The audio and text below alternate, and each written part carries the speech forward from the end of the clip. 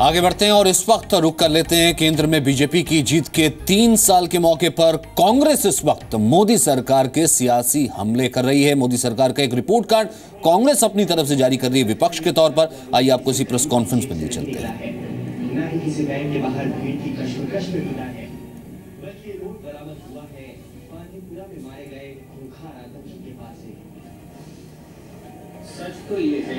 ये press conference इस वक्त हो रही है कांग्रेस हमला करती हुई और पूरे स्लाइड्स के साथ कांग्रेस लेकर के आई है कि 3 साल में कितने हमले हुए हैं या 3 साल में क्या कामकाज रहा है। सरकार पर निशाना साधती हुई विपक्ष और कांग्रेस। रणदीप सुरजेवाला इस प्रेस कॉन्फ्रेंस को लीड करते हुए।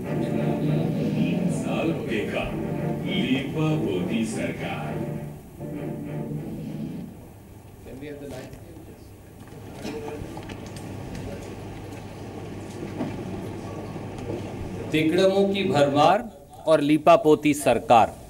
अब मैं दरख्वास्त करूंगा मेरे सहयोगी ज्योतिरादित्य सिंधिया जी से कि वो इस वीडियो के बाद इस सरकार की नाकामयाबी के बारे में आपको बताएंगे।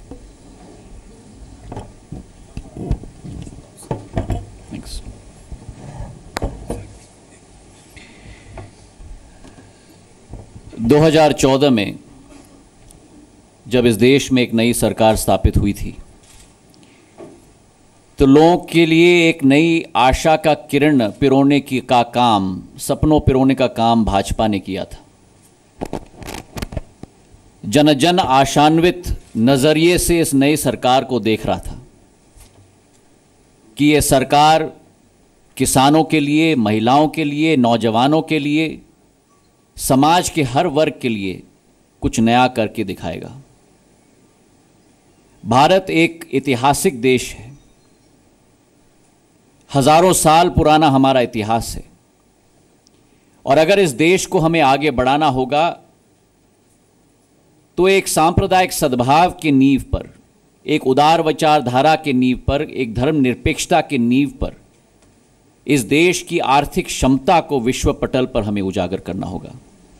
लेकिन पिछले 3 सालों में अच्छे दिनों के सपने पिरोकर जिस तरीके से इस देश के हर नागरिक के जीवन को असहाय के रूप में तब्दील इस सरकार ने कर दिया है, उसके आधार पर आज इस देश के 125 करोड़ जनता बुरे दिन से अच्छे दिन में तब्दील करने की आशा और सपनों को चूर चूर करके सरकार ने छोड़ दी। तो हम समझ सकते हैं कि ये देश को किस तरीके से आगे बढ़ाना चाहते हैं। शिक्षा के संस्थानों पर वार, चाहे वो FTTI हो, NIT हो, हैदराबाद सेंट्रल यूनिवर्सिटी हो, और जब आप लोग मीडिया के लोग उठाकर मुद्दे को उठाते हो तब आपको ब्लैकआउट करने का थ्रेट दिया जाता है। यही नहीं, लेकिन RBI जैसी संस्था जो इस देश में एक स्वतंत्र संस्था हम मानते हैं, वह आज सरकार की उंगलियों पर नाच रही है। प्लानिंग कमीशन जिसने 60 सालों से इस देश की आर्थिक नीति बनाई, आज वो बम्पर लॉटरी और ड्रॉ की आर्किटेक्ट बन चुकी है।